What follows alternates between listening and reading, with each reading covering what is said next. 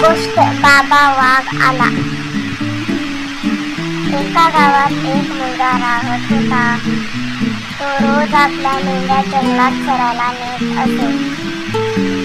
एक दिवस त्याला सगळ्यांची फजिती करण्याची सुचली.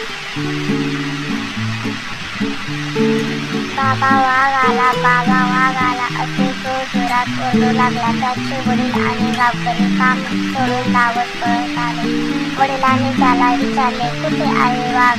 नाही बाबा, वाघ देत काय नाही, मी तर तुमची गंमत केली. असेच दिवस गेले आणि परत तो मुलगा ओरडला, बाबा वाघ आला, बाबा वाघ आला, तो आपल्या मेंढ्या खात आहे.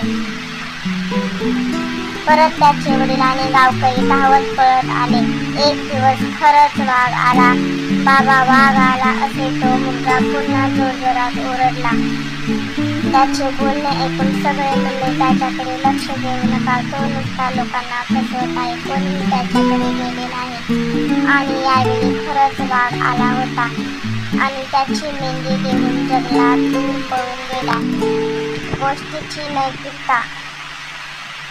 खोटारडे कधीही बोलू नये. खोटे बोलल्यावर आपल्यालाच नुकसान होते.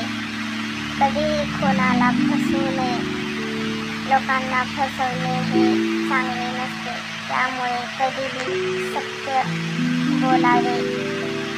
खोटे बोलणे खूप वाईट आणि चुकीचे असते. धन्यवाद मित्रांनो.